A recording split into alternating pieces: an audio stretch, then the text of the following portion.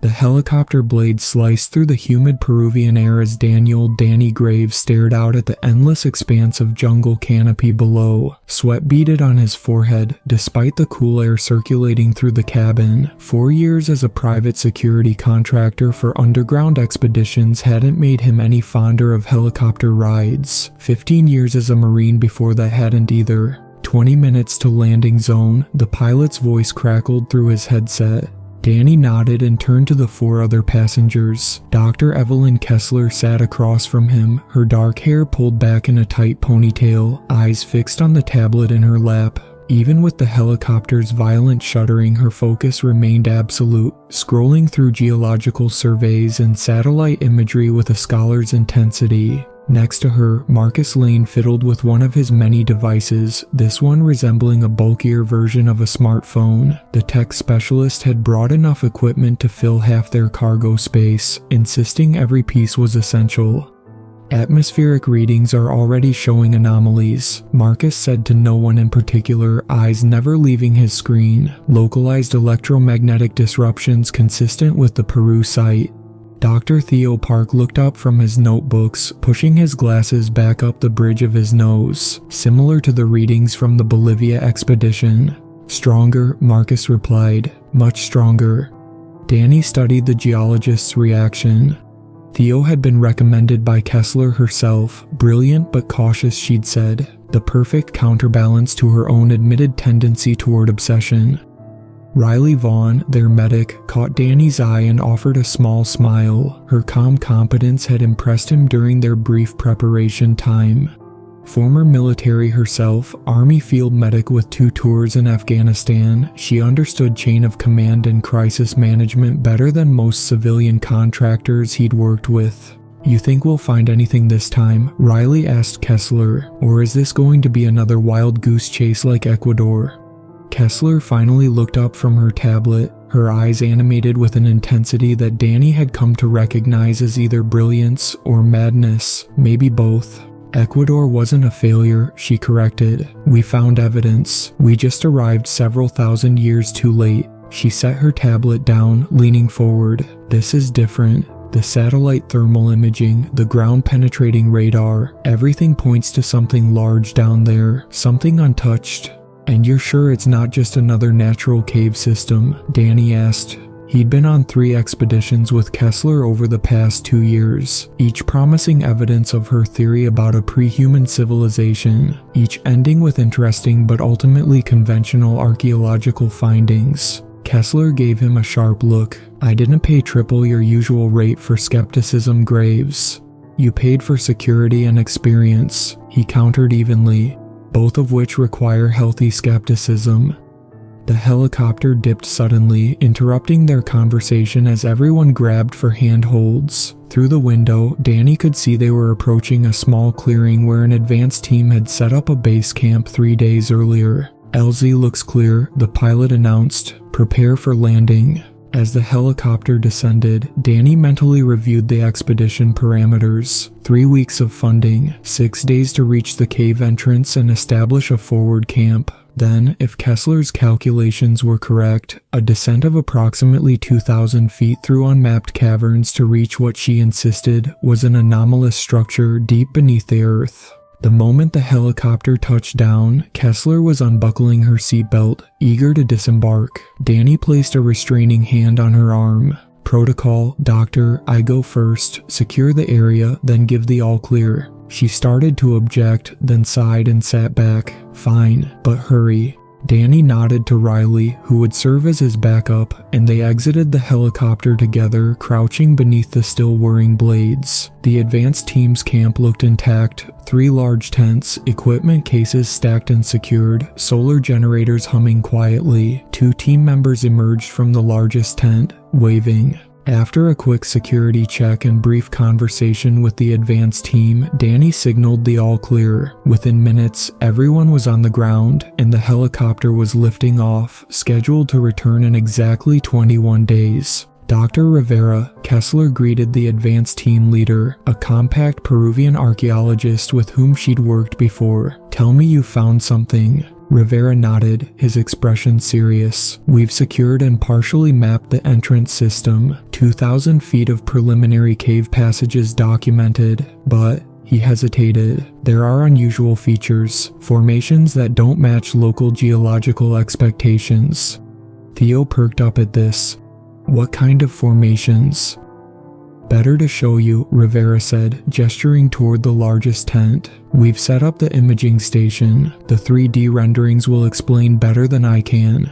As the scientists disappeared into the tent, Danny took a moment to survey their surroundings. The clearing was roughly circular, about 50 yards across, surrounded by dense jungle on all sides. The advanced team had cleared some of the undergrowth to create defensive sight lines. Not that they expected trouble from anything but jaguars or the occasional anaconda. The air was thick with humidity and the rich, rotting scent of vegetation. Above, the sky was turning orange as sunset approached. They had about an hour of daylight left. Riley appeared at his side, medical kit slung over her shoulder. "What's your assessment?"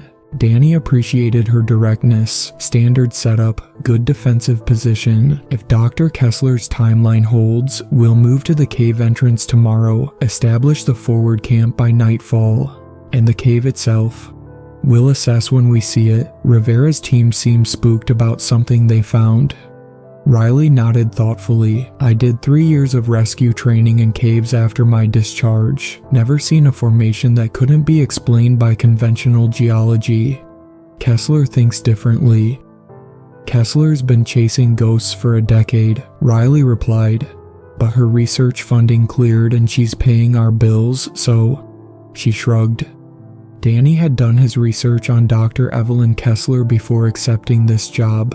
Brilliant archaeologist, once a rising star at Princeton with multiple prestigious publications to her name. Then, during an expedition in Turkey, something changed. She emerged from a routine archaeological dig with a new theory, radical, unprovable, career-destroying. The existence of an advanced civilization that predated all known human history, with technology or abilities that defied conventional understanding. The academic world had dismissed her, funding dried up, but Kesler persisted, using family money and private investors to finance increasingly remote expeditions, always searching for proof. "What do you think?" Riley asked, breaking into his thoughts. "About her theories?" Danny considered the question carefully. "I think there's a lot we don't know about human history. A lot that's been lost to time." He paused. "But I also think when you're desperate to find something specific, you start seeing it everywhere." They were interrupted by Marcus exiting the tent, his face pale despite the tropical heat. "You need to see this," he said, gesturing for them to follow. Inside the main tent, Rivera had set up a sophisticated 3D projection system. A holographic representation of the cave system hovered in the air, rotating slowly to show its full extent. The entrance was a narrow fissure that widened into a series of chambers connected by twisting passages, descending steadily into the earth. "This is what we've mapped so far," Rivera explained, manipulating the image to zoom in on a specific section about halfway down. "And this is where things get unusual." The hologram focused on a large chamber with perfectly smooth walls. "Natural caves don't form like this," Theo said, stepping closer to the projection. "These are worked surfaces, tool marks." "That was our first thought," Rivera agreed. "Evidence of ancient mining activity, perhaps, but the dating doesn't make sense. The rock face shows no weathering consistent with the age of the surrounding geological formations." "Meaning?" Danny asked. "Meaning either our dating methods are wrong," Rivera said carefully, "or these chambers were carved much, much earlier than should be possible, before humans in this region had the tools to work stone." Kessler's eyes gleamed with vindication. "Just as I predicted, pre-human activity." Or, Theo interjected, "it could be a natural phenomenon we haven't encountered before. Unusual mineral compositions can create formations that appear artificial." "We won't know until we see it ourselves," Kesler said decisively. "We leave for the cave entrance at dawn."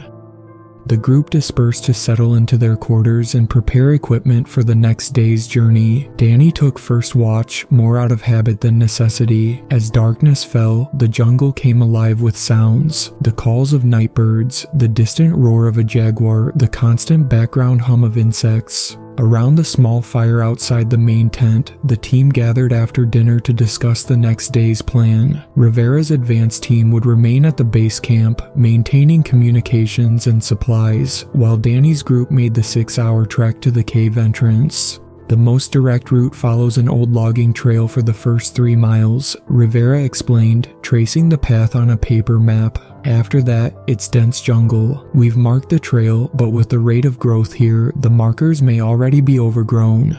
I'll navigate, Danny assured him. Jungle terrain didn't worry him. He'd done worse in his military days. Once you reach the cave, Rivera continued, you should be able to use our preliminary maps for the first 1,000 feet or so. Beyond that, he shrugged, you're in uncharted territory. What about communications? Marcus asked, already thinking about his equipment needs. Radio works near the entrance, but degrades quickly as you descend. After about 500 feet, you'll be relying on the hardline we installed, telephone cable that runs from the entrance to base camp. Beyond our mapped section, you'll need to deploy your own communications system. Marcus nodded, making notes on his tablet. Any questions? Rivera asked, looking around the circle. Just one, Riley said, her voice casual but her eyes serious. Why did your team stop at that chamber? Why not push further? A silence fell over the group. Rivera exchanged glances with his colleagues before answering. Equipment malfunction, he said finally. Our lights began failing. Mapping tools gave contradictory readings. Is that all? Kesler pressed, clearly sensing there was more. Rivera hesitated. Some of my team reported feeling uneasy, disoriented. One described hearing whispers. He gave a self-conscious laugh. Caves play tricks on the mind, especially when you're tired. We decided to return to the surface, replenish our supplies, and wait for your team's arrival. Danny caught Riley's eye across the fire. They both recognized the careful wording, the deliberate understatement. Whatever had happened down there had spooked Rivera's team badly enough to retreat. Get some rest, Danny told the group as the fire died down. Tomorrow will be a long day. Later, as most of the camp slept, Danny sat outside the tents, keeping watch in the quiet hours before dawn. Footsteps approached. Kesler, unable to sleep, a tablet glowing in her hands. You should rest, doctor, he said as she sat down beside him. Too excited, she admitted, showing him her screen, more geological surveys, satellite imaging, thermal mapping. We're close, Graves, closer than I've ever been. To what exactly? He asked. You've never fully explained what you think is down there. Kesler was silent for a long moment, considering how much to reveal. Evidence, she said finally, proof that humans weren't the first to build civilizations on this planet. That something came before us, something advanced enough to leave structures that have survived for millions of years. And if you find this proof, then what? Then everything changes, she said simply. Our entire understanding of human evolution, of history, of our place in the world. Science would have to reckon with the fact that we might not be the pinnacle of Earth's development, but merely the most recent iteration. There was something in her voice that troubled Danny, a fervor that went beyond scientific curiosity, bordering on obsession. Just remember, he said quietly, our agreement was clear. My call on safety overrides your research priorities. Her smile didn't reach her eyes. Of course, Graves, safety first. But Danny wasn't reassured. The trek to the cave entrance took nearly 8 hours, longer than Rivera had estimated. The jungle seemed to resist their progress, vines tangling equipment, sudden downpours turning the path to mud, biting insects swarming despite repellent. By the time they reached the small clearing where a narrow fissure opened in the side of a limestone cliff, the sun was already beginning its descent toward the horizon. We need to set up camp before dark, Danny announced, surveying the area. Theo, Riley, get the tents up. Marcus, establish communications with base. Dr. Kesler and I will secure the cave entrance. Kesler was already approaching the fissure, her excitement palpable. The opening was unremarkable. just a shadow between weathered rocks, barely wide enough for a person to slip through sideways. This doesn't look like the main entrance to anything significant, Danny observed, playing his flashlight beam into the darkness. Most major cave systems have humble entrances, Kesler replied, pulling on a helmet with a mounted light. It's what's inside that matters. T.A. Dr. Kesler, Danny said firmly, putting a hand on her arm. We're not going in today. We set up camp, rest, and start fresh in the morning. For a moment, he thought she might argue, but then she nodded reluctantly. First light, then. Camp was established efficiently, 4 small tents arranged around a central area where Marcus set up his communications equipment. The satellite phone connected them to base camp, and from there to the outside world. Daily check-ins at 0800 and 2000, Marcus explained. If we miss 2 consecutive check-ins, Rivera initiates emergency protocols. Dinner was simple, rehydrated meals heated over a compact stove. As they ate, Theo reviewed Rivera's maps, familiarizing himself with the first section of their descent. The initial passage descends at approximately 30 degrees for the first 300 feet, he explained, pointing to the holographic projection Marcus had set up. Then it levels out into this series of chambers before dropping again more steeply. And the unusual formations, Riley asked. About 1,500 feet down, in this large chamber here, Theo rotated the image to show a cavern much larger than the others, with the strange, smooth walls that had caught Rivera's attention. That's our first goal, Kesler said. I want to examine those surfaces myself. Estimated time to reach it, Danny asked. 6 to 8 hours of careful descent, Theo replied, depending on conditions. Danny nodded. We leave at 0600, full climbing gear, helmet lights, backup lights, emergency supplies, standard safety protocols. No one goes anywhere alone, regular radio checks, marked path for retreat. No one argued with his precautions. Despite the excitement of discovery, cave exploration was inherently dangerous, and they all knew it. That night, Danny slept lightly, waking at every sound from the surrounding jungle. His dreams were fragmented, images of dark tunnels, echoing voices, something moving just beyond the reach of his light. He woke before dawn, unsettled but alert. The team prepared in the gray light of early morning, checking equipment, securing the camp against jungle predators and sudden storms. At precisely 0600, they stood before the narrow fissure, lights mounted and packs secured. I'll take point, Danny said, slipping sideways into the opening. Kesler behind me, then Theo, Marcus, Riley as rear guard. Keep visual contact with the person ahead of you at all times. The initial descent was straightforward, a tight passage that opened gradually as they moved deeper, the limestone walls damp and cool against their hands. Their helmet lights created overlapping pools of brightness in the absolute darkness, revealing stalactites hanging like stone daggers from the ceiling. 300 feet in, just as Theo had predicted, the passage leveled out into a series of connected chambers. The beauty of the cave became apparent. Crystal formations glittering in their lights, flowstone cascading down walls like frozen waterfalls, colors ranging from pure white to amber to deep red where minerals had stained the limestone. Spectacular, Theo murmured, running a hand over a wall covered in delicate crystal flowers. These formations would take tens of thousands of years to develop. They moved steadily deeper, Danny marking their path with reflective tape at regular intervals. The air grew cooler, the silence more complete. The only sounds were their breathing, the occasional drip of water, and the scuff of their boots on stone. At around 1,000 feet, they encountered the first sign that they weren't alone in their interest in the cave. A small cairn of stacked stones stood at a junction of passages. Rivera's team, Riley suggested. Theo shook his head. Too old. He pointed to the way the stones had begun to fuse together with mineral deposits. This has been here for decades at least.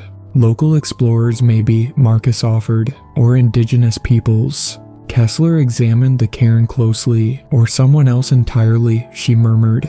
They continued downward, the passage now descending more steeply. In places, they had to use ropes to navigate vertical drops. The cave grew more complex, side passages branching off, underground streams appearing and disappearing, chambers opening unexpectedly into vast spaces where their lights couldn't reach the far walls. 5 hours into their descent, at approximately 1,400 feet down, Marcus stopped abruptly, frowning at one of his instruments. "What is it?" Danny asked, backtracking to him. "Electromagnetic anomaly," Marcus replied, adjusting dials. "Similar to what Rivera reported, but stronger, and there's something else." He switched to another device. "The air composition is changing. Oxygen levels are normal, but there are trace elements I can't identify." "Is it dangerous?" Riley asked, already reaching for her medical kit. Marcus shook his head. "Not in these concentrations, just unusual." They pressed on, more cautious now. Another hour of descent brought them to a narrow squeeze that opened suddenly into a much larger space beyond. Danny went through first, then helped the others navigate the tight passage. As they all emerged into the chamber, their lights revealed what had so disturbed Rivera's team. The chamber was enormous, at least 100 feet across, with a ceiling lost in darkness above, but it wasn't the size that was remarkable. It was the walls, perfectly smooth, as if polished by tools, forming precise geometric angles that nature rarely produced. The floor too was unnaturally level, sloping slightly toward the center where a circular depression about 20 feet across suggested a pool or pit. "My God," Theo whispered, approaching one wall slowly. "This isn't natural formation. This isn't even ancient human construction. The precision." Marcus was frantically taking readings, his equipment emitting a series of electronic chirps and beeps. "The electromagnetic field is much stronger here, and there's a temperature gradient, colder toward the center." Kesler stood motionless in the middle of the chamber, turning slowly to take it all in, her face transformed by vindication and awe.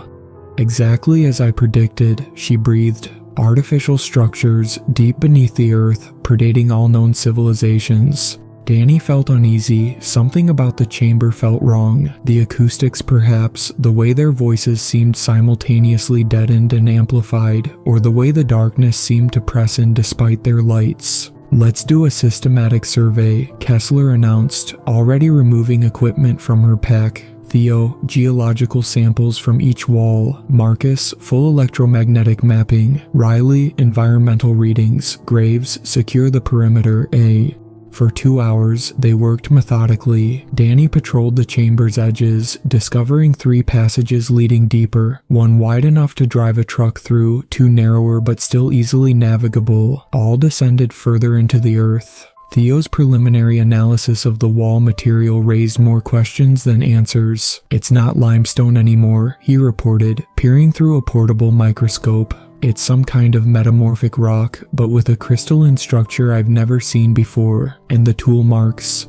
He shook his head in disbelief. "They're microscopic, precision far beyond what should have been possible for the time period." "What time period are we talking about?" Riley asked. Theo hesitated. "Based on the surrounding geological context, at least 100,000 years, possibly much older." "That's impossible," Marcus interjected. "Modern humans didn't have that kind of technology 100,000 years ago. Not even close." "Exactly," Kesler said quietly, "because it wasn't humans who built this." A silence fell over the group as the implication of her words sank in. "There's more," Marcus said, breaking the silence. "The electromagnetic anomalies are centered there." He pointed to the largest of the 3 exits from the chamber, the wide passage that led deeper, "and they're getting stronger." Danny made a decision. "We've been down here over 8 hours. We need to return to camp, rest, analyze what we found, and report to base." To his surprise, Kesler didn't argue. "Agreed, but we return tomorrow. That passage," she nodded toward the one Marcus had indicated, "is our next objective." The ascent was faster than the descent, but still physically demanding. By the time they emerged from the cave entrance, night had fallen, the jungle alive with sounds around their silent camp. After a quick meal, they gathered in the main tent where Marcus had set up a portable laboratory. Samples were analyzed, readings compared, theories debated. Kesler spoke little, making notes in her journal, occasionally asking a clarifying question.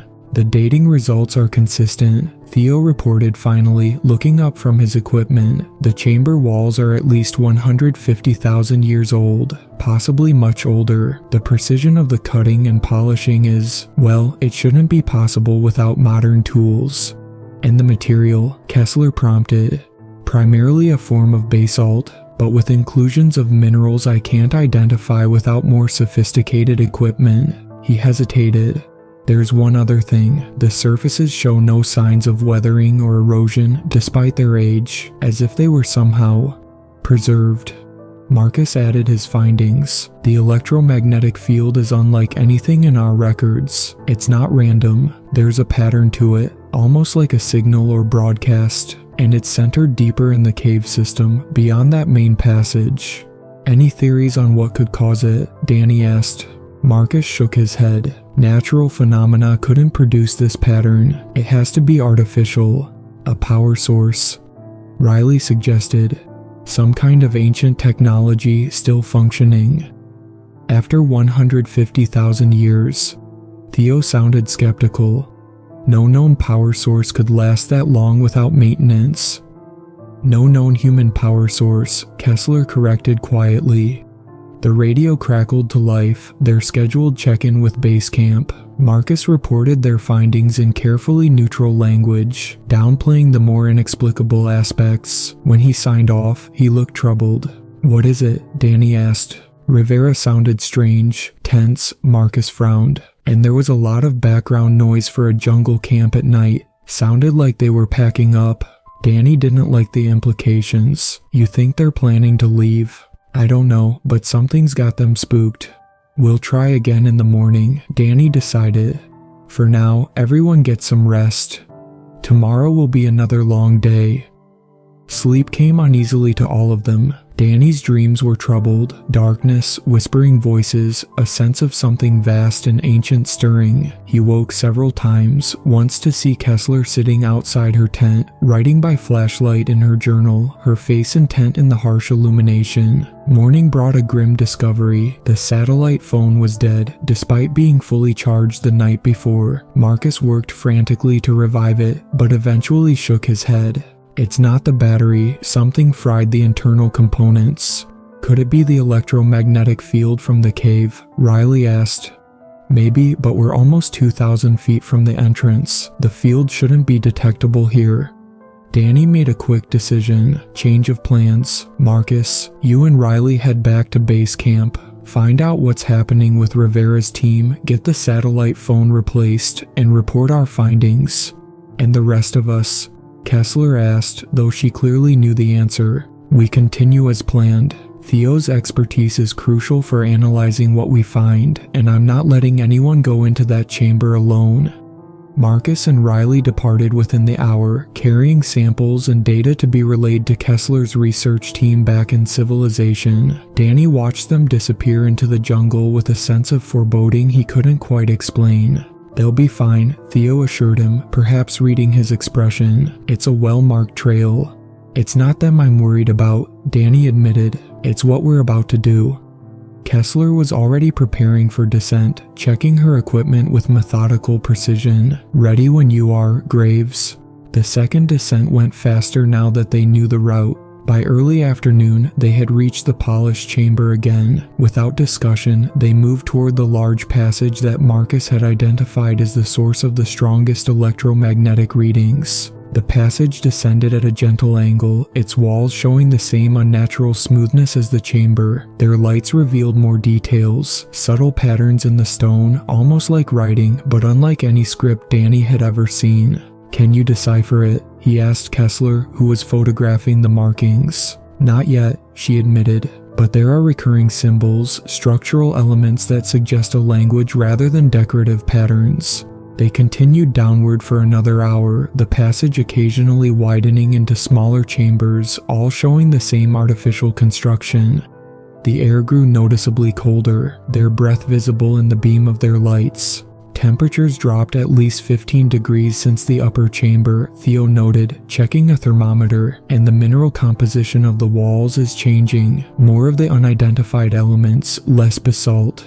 Another hour brought them to a junction where the passage split into 3 branches. Without hesitation, Kesler pointed to the central one. This way.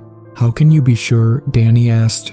The symbols are more concentrated here, and look, she directed her light at the floor where faint grooves ran down the central passage, tracks of some kind, as if something heavy was moved repeatedly along this route.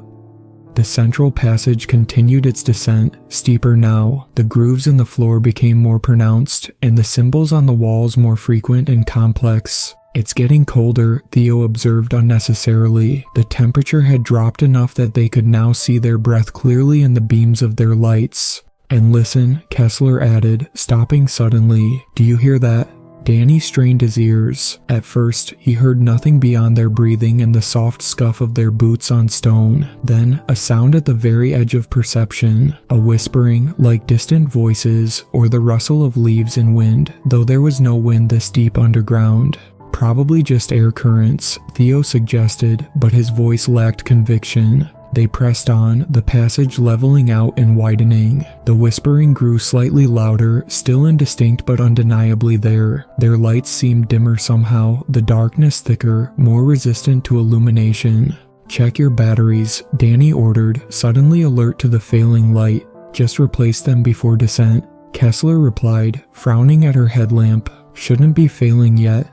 The passage opened abruptly into a vast space, so large their lights couldn't reach the far side or the ceiling. They stood at the edge, momentarily overwhelmed by the sense of immense space after hours in confined tunnels. My God, Theo breathed, playing his light across what they could see. It's like a cathedral. The floor before them descended in broad, shallow steps toward a central area. The walls, what they could see of them, were covered in the same symbols, but larger and more elaborate, arranged in circular patterns that spiraled and interlocked. And there, in the center of the vast chamber, illuminated by the combined beams of their lights, stood something that stopped them all in their tracks. A door. Not a passage or an archway, but an actual door, a vertical slab of material blacker than the darkness around it, standing at least 15 feet high. It was set into what appeared to be a frame of the same material, the whole structure positioned like a monumental entrance with nothing visibly behind it.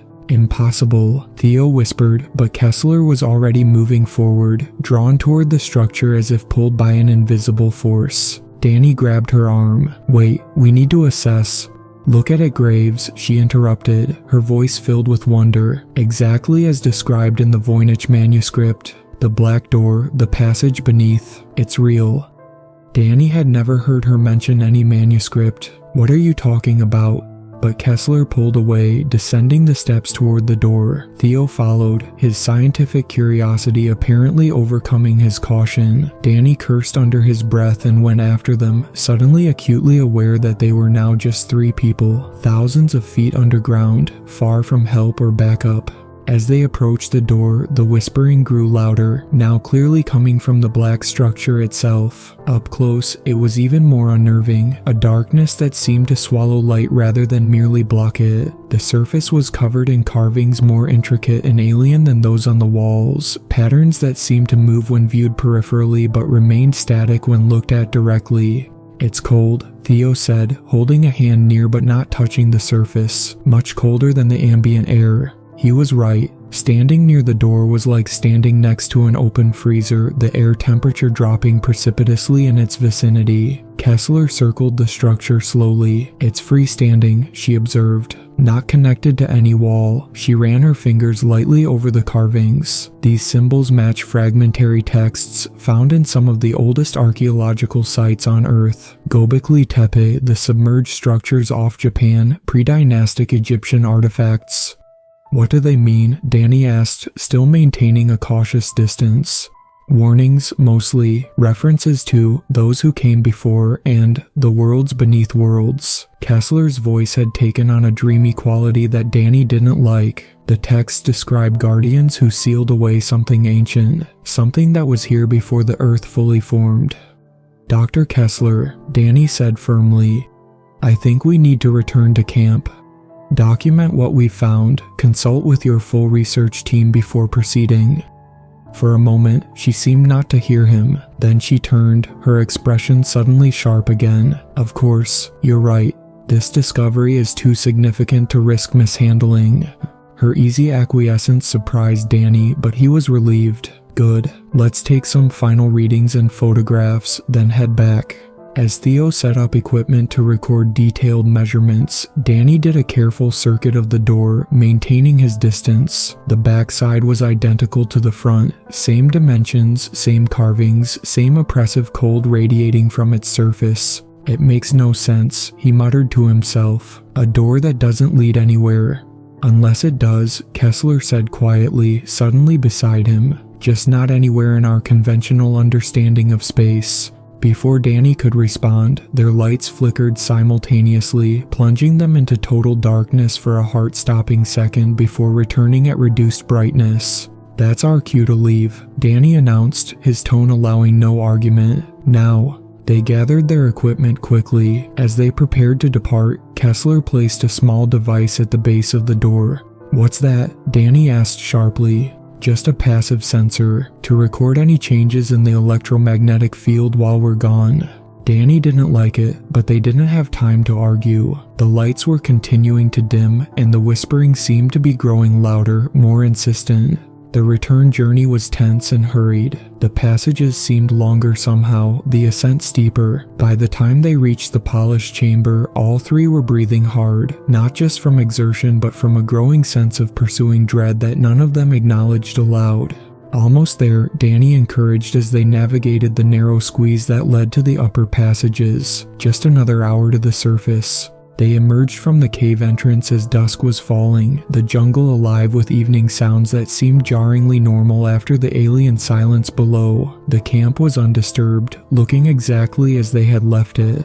"No sign of Marcus and Riley," Theo observed, glancing around. "They must still be at base camp."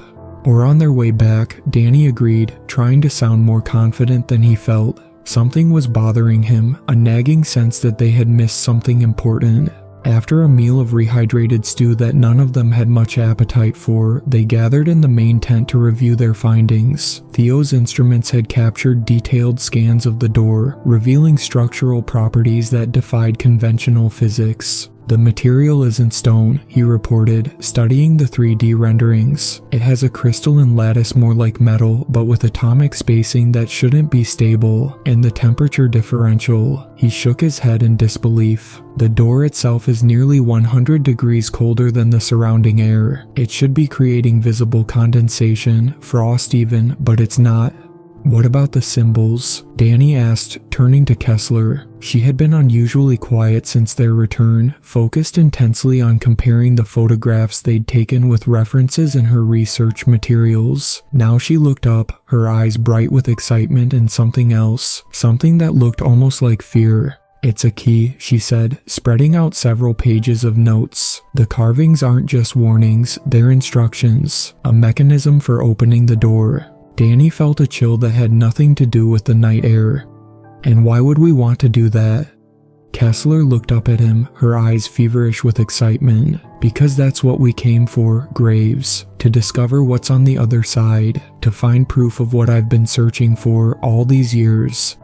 "You told me this expedition was about documentation and research," Danny said carefully. "Not about opening anything." "And we have documented it," she countered. "Now we take the next step." Theo looked between them, clearly uncomfortable with the rising tension. "Perhaps we should wait for Marcus and Riley to return, and establish contact with base camp before proceeding further." "Agreed," Danny said firmly. "No one's opening anything until we have full team consultation and proper backup."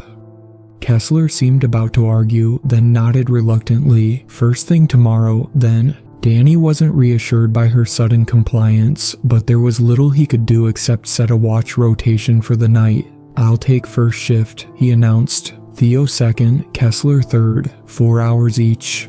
After Theo and Kesler retired to their tents, Danny sat alone by the small fire, listening to the jungle sounds and trying to make sense of what they'd discovered. The door defied explanation, not just its physical properties but its purpose. Who would build such a structure so deep underground, and why? The questions circled in his mind as the night deepened. Around 2 a.m., he woke Theo for the second watch and tried to get some rest, but sleep eluded him. His dreams, when they came, were fragmented and disturbing. Whispers in darkness, cold that burned like fire, a sense of something vast and ancient stirring from slumber. He woke suddenly to silence, complete silence. The jungle sounds had stopped. Checking his watch, he saw it was 5:30 a.m., half an hour before Kesler's watch would end. Dawn wasn't far off, but the darkness outside his tent seemed unusually thick.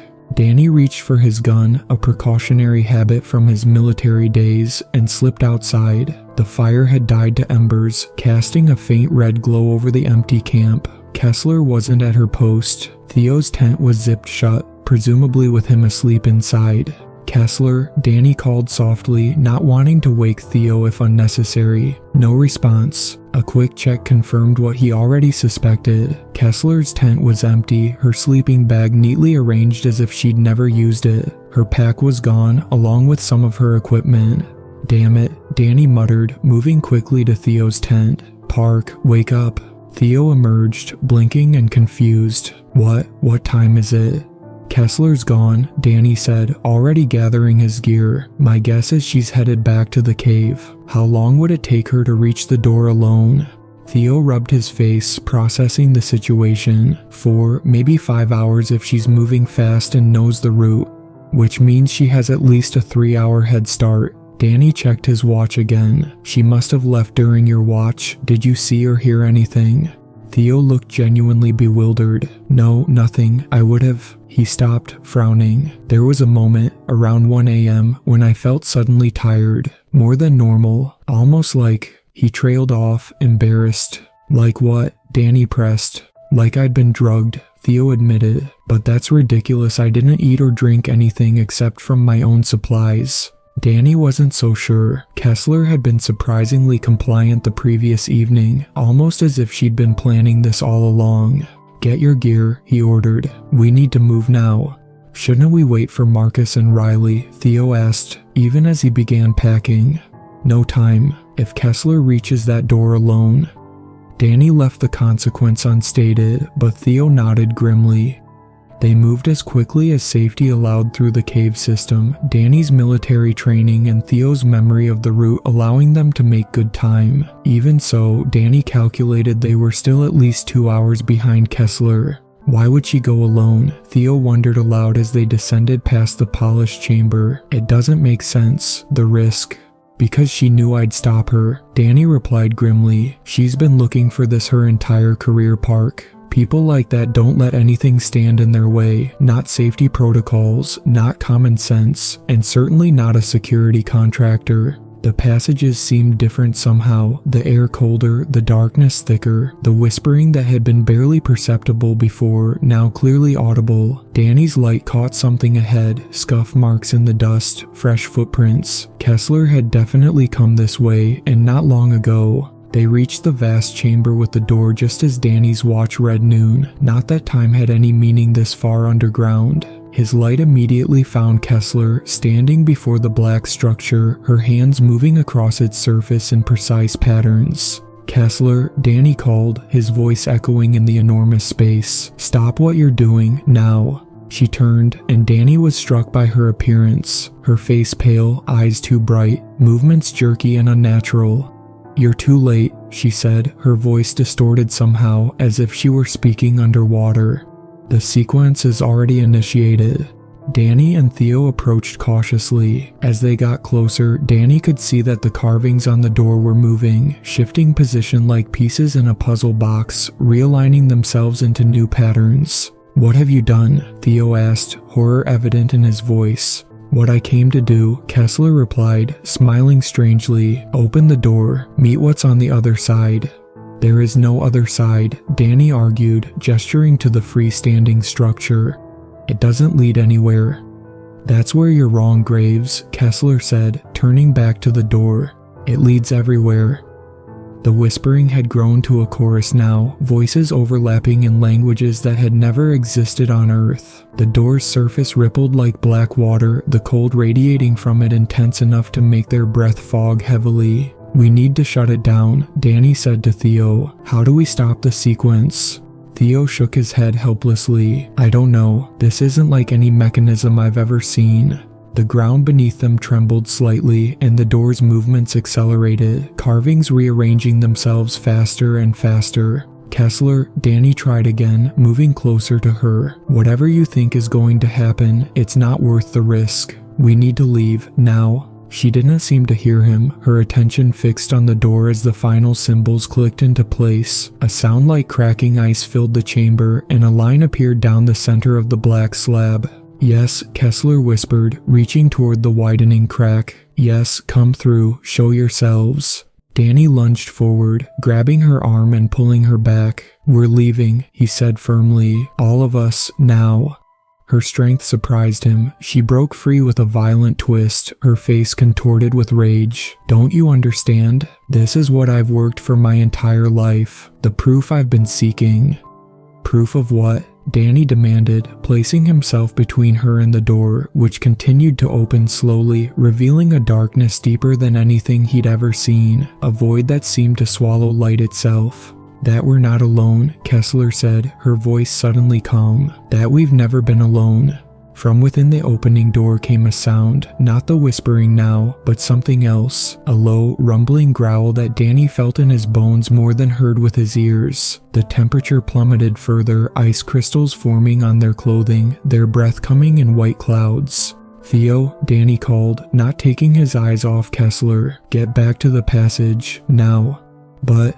"Now," Danny ordered. "Start climbing. I'll be right behind you with Kesler." The ground shook more violently, small stones falling from the unseen ceiling. The door was nearly fully open now, revealing not a passage or room beyond, but a darkness that seemed to have depth and dimension impossible to comprehend. And something was moving within it. Danny saw it peripherally at first, a shifting, a ripple in the blackness. Then more clearly, a form that made no sense to his human brain, angles that couldn't exist, limbs that moved in ways that defied physics, a mass that seemed both solid and liquid simultaneously. Kesler saw it too, her expression transforming from triumph to terror in an instant. "No," she whispered. "No, that's not right. That's not what the texts described." Danny grabbed her arm again, dragging her toward the passage where Theo waited. "Run," he ordered, giving her a push to start her moving. "Don't look back, just run." But it was too late. As Kesler turned to flee, the darkness beyond the door surged forward, not flowing through the opening but somehow folding space itself, appearing in the chamber without crossing the intervening distance. In the beam of Danny's light, he caught a glimpse of something that his mind couldn't process, a writhing mass of darkness that seemed to absorb rather than reflect the light, with appendages that moved in too many directions at once. The cold intensified to an almost burning sensation against exposed skin. Kesler screamed, the sound abruptly cut short as the darkness enveloped her. For a moment, Danny saw her suspended within it, eyes wide with a terror beyond imagining, mouth open in a silent scream, and then she was gone, absorbed into the mass. "Graves," Theo shouted from the passage entrance. "Come on." Danny backed away, keeping his light trained on the entity, for lack of a better word. It seemed momentarily distracted by Kesler, giving him precious seconds to retreat. He reached the passage and pushed Theo ahead of him. "Move," he ordered. "Fast as you can, don't stop for anything." They fled through the tunnels, the darkness pursuing them, not flowing like a liquid or moving like a creature, but simply being in one space, and then another, as if physical distance meant nothing to it. The whispering had become a roar, pressing against their minds with alien thoughts and sensations. At the narrow squeeze before the polished chamber, Danny turned to see the darkness coalescing, forming into something almost humanoid but wrong in fundamental ways, proportions impossible, movements jerky and fluid simultaneously. "Through here," he urged Theo, who was pale with terror but still functioning. "It might slow it down." They squeezed through the narrow fissure, emerging into the polished chamber beyond. Danny risked a glance back, expecting to see the darkness flowing through after them. Instead, to his horror, it simply appeared in the chamber with them, bypassing the physical barrier entirely. "It's not bound by space," Theo gasped, understanding dawning on his face. That's what the door was, not an entrance, but a prison, a constraint forcing it to obey our physical laws. "Less theory, more running," Danny replied, pushing him toward the exit passage. As they fled upward through the cave system, Danny became aware of changes around them. The passages were different, longer in places, shorter in others. Junctions appeared where none had been before. The very rock seemed fluid, walls rippling like water in places. "Reality's breaking down," Theo panted as they paused at a fork that neither recognized. "Its presence is destabilizing the physical structure of the cave." "Which way?" Danny demanded, playing his light down both passages. "I don't know," Theo admitted. "Nothing looks the same." Behind them, the whispering grew louder again, accompanied by that bone-deep rumbling. The darkness was coming. "There," Danny said suddenly, spotting a flash of reflective tape on one wall, one of his markers from their descent. "This way." They continued upward, following the scattered markers that still remained. Though many passages had changed beyond recognition, their lights were failing, batteries draining at impossible speeds, the beams barely penetrating the thickening darkness. "Something's happening," Theo gasped as they climbed. "I can feel it in my head, like it's trying to get in." Danny had felt it too, a pressure behind his eyes, alien thoughts intruding at the edges of his consciousness, memories that weren't his own, images of stars from impossible angles, worlds that couldn't exist, beings that defied comprehension. "Don't listen," he ordered. "Focus on climbing, one foot in front of the other." But even as he said it, Danny felt his perception shifting. The passage ahead seemed to elongate impossibly, the distance to the next marker stretching into infinity. His hand on the rock wall felt both solid and insubstantial, as if he were touching something that existed and didn't exist simultaneously. "Graves," Theo's voice came from beside him, strained and unnatural. I think it's already in me." Danny turned to look at his companion. Theo's face was his own, but somehow wrong, the proportions slightly off, the eyes too wide, the movements of his mouth not quite synchronized with his words. "Fight it," Danny urged, grabbing Theo's shoulder. "We're almost out." "No," Theo said, his voice now overlaid with others, a chorus speaking through one throat. "We are almost in." His eyes rolled back, showing only whites, and his body convulsed. When he looked at Danny again, whatever was looking out of Theo's eyes wasn't human anymore. "Your kind imprisoned us," the thing wearing Theo's face said, the voice a cacophony of overlapping sounds. "Sealed us away when the world was young, but we were here first. This world was ours before it was yours." Danny backed away, his military training warring with primal terror. "Theo, if you're in there, fight it. Take control." "Theo is here," the thing said, smiling with too many teeth. "All that he was, all that he knew, now part of us. As you will be, as all will be once the door is fully open." It reached for Danny with Theo's hand, the fingers elongating impossibly, stretching toward him like dark tentacles. Danny didn't hesitate. Survival instinct took over. He turned and ran, abandoning his former companion to whatever had taken possession of him. The passage twisted upward, his failing light barely showing the way, the markers now his only guide in the morphing labyrinth. Behind him, the thing that had been Theo didn't pursue immediately. It didn't need to. Danny could feel its presence spreading throughout the cave system, seeping into the stone itself, changing the very nature of reality around him. His watch had stopped, making it impossible to know how long he'd been fleeing. Hours, maybe. The physical exertion should have exhausted him, but adrenaline and terror kept him moving, climbing steadily toward what he hoped was the surface. The passages became more familiar as he ascended, less altered by the entity's influence. More of his markers appeared, giving him confidence he was on the right path. His light caught something ahead, a brighter glow that could only be daylight filtering down from the cave entrance. Hope surged through him, just a few hundred more feet of climbing. He could make it. That's when he heard the voices, human voices, calling his name, familiar voices. "Graves, Dr. Kesler, can you hear us?" Marcus and Riley. They must have returned from base camp and were searching for the missing team. Here, Danny tried to shout, but his voice emerged as a hoarse whisper, his throat raw from the cold, dry air of the deep caves. He tried again, louder. "I'm here. Stay back."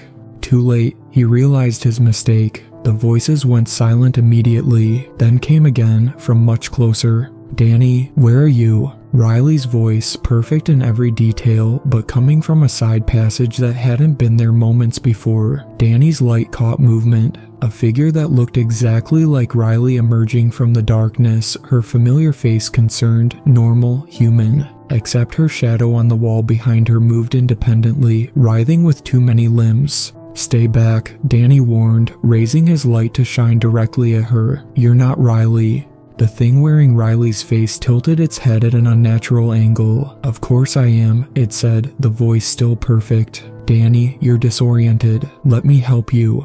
"Where's Marcus?" Danny demanded, backing away, continuing to move upward toward the real exit. "At camp," the false Riley said smoothly. "We came looking for you when you didn't return. What happened to the others?" "You know what happened to them," Danny replied, his back now against the wall, inching sideways toward a narrower passage that led upward. His light revealed the figure's eyes, Riley's warm brown eyes, but with something else moving behind them, something ancient and cold. "We only want to help," it said, advancing slowly, "to share what we know, to return to the world that was once ours." "And what happens to humanity in this arrangement?" Danny asked, stalling while he worked out an escape route. The thing smiled Riley's smile, but too wide, the corners of the mouth extending past what was physically possible. "Humanity will be elevated," it said. "Transformed, as Theo was, as Kesler was, as all will be."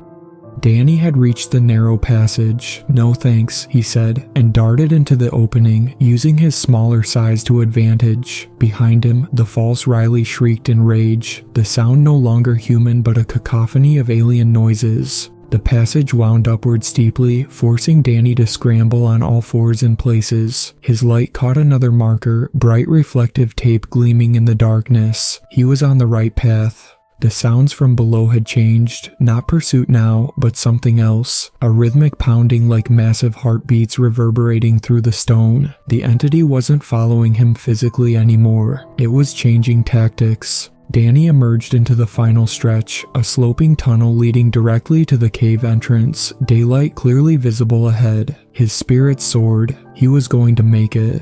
That's when the ground began to shake violently, rocks falling from the ceiling, the walls themselves seeming to contract. The entity was trying to collapse the passage, to seal him in. Danny ran, dodging falling debris, his failing light nearly useless now in the face of the encroaching collapse. The entrance was just yards away, the sunlight tantalizingly close. A massive section of ceiling crashed down behind him, and the concussion threw him forward. He landed hard, the breath knocked from his lungs, but adrenaline propelled him back to his feet. The entrance was right there, just a few steps away. As he reached it, Danny hesitated for a split second. What if the entity followed him out? What if he was bringing this thing into the world? But he had no choice. Stay and die, or escape and find help to contain what they'd unleashed. The decision made itself. Danny burst from the cave entrance into blinding daylight, the sudden heat and humidity of the jungle a shocking contrast to the cold darkness behind him. He staggered forward a few steps, then turned to look back. The entrance was collapsing, rocks and earth sliding down to seal it shut. In the final moment before it closed completely, Danny thought he saw something in the darkness, a face that was not a face, composed of shadows that moved independently, watching him with ancient malevolence. Then the entrance was gone, buried beneath tons of rock. Danny stood in the sudden silence, his breath coming in ragged gasps, his body trembling with exhaustion and fading adrenaline. The jungle sounds seemed surreal after the alien whispers and growls of the entity, birds calling, insects buzzing, leaves rustling in the breeze. The camp was as they'd left it, untouched. No sign of Marcus or Riley. Had they ever returned from base camp? Or had the voices in the cave been the entity from the beginning, using his memories to create familiar lures? Danny's radio crackled to life, making him jump. Base to forward camp. Come in, forward camp. Rivera's voice, distorted by static, but recognizably human. Danny fumbled for the radio, his fingers clumsy with fatigue. "This is Graves," he responded, his voice hoarse. "I'm at forward camp. The others..." He couldn't bring himself to finish the sentence. "Graves, thank God. We've been trying to reach you for days." Days? Danny checked his watch, but it was still frozen at the time it had stopped in the cave. "What about Marcus and Riley?" he asked. "Did they reach you?" A pause, then Rivera's voice confused. "Who? Graves, are you alright? You went into the cave alone yesterday morning. Against protocol, I might add." Alone? That wasn't possible. Danny's mind raced, trying to make sense of Rivera's words. "What about Kesler and Park? They were with me." Another pause, longer this time. "Graves, listen to me carefully. Dr. Kesler and Dr. Park never left Lima. They're still waiting for our preliminary report before joining the expedition. You were sent ahead with the advance team to secure the route. Don't you remember?" Danny felt the world tilt around him. If Kesler and Theo had never been here, then who, or what, had he been within the cave? What memories were real, and which were implanted by the entity? "I need extraction," he managed to say, fighting to keep his voice steady. "Emergency protocol. The cave needs to be sealed permanently. Nothing goes in, nothing comes out." "Understood," Rivera replied, clearly recognizing the gravity in Danny's tone. "Helicopter is already en route for scheduled resupply. ETA 4 hours. Can you hold position until then?" "Yes," Danny said, though he wasn't entirely sure. "And Rivera, send armed personnel, just in case." He signed off and sank to the ground, his back against a tree, facing the now sealed cave entrance. 4 hours until extraction. He could last that long, had to last that long. The jungle continued its normal rhythms around him, but Danny couldn't shake the feeling of being watched. His ankle throbbed where he'd twisted it during his escape, the skin there unusually cold to the touch. When he rolled up his pant leg to examine it, he discovered a strange mark, a pattern of lines and swirls that resembled the carvings from the door, etched into his skin as if tattooed there. As he watched, the lines seemed to shift slightly, rearranging themselves into new patterns, just like the door had. In his mind, Danny heard a whisper, faint but distinct, a voice that wasn't his own. "We are patient. We have waited eons. We can wait a little longer." The mark pulsed with a faint blue glow, the same color as the symbols in the deep chamber. Danny covered it quickly, his heart racing with renewed fear. The door hadn't been the only thing opened beneath the earth. Something had been opened in him as well, a connection, a pathway. And whatever had come through that door, whatever had taken Kesler and Theo, and possibly Marcus and Riley, a small part of it was now inside him. And it was waiting. Danny looked toward the sky, hoping to see the helicopter arriving early, knowing it wouldn't. 4 hours suddenly seemed like an eternity. He wasn't sure what would emerge from the jungle when the helicopter landed. Himself, or something wearing his face, with shadows moving behind his eyes. The mark on his ankle pulsed again, colder this time, the whispers in his mind growing fractionally louder, and somewhere, far below the sealed cave entrance, something ancient and patient continued to wait, secure in the knowledge that some doors, once opened, can never truly be closed again.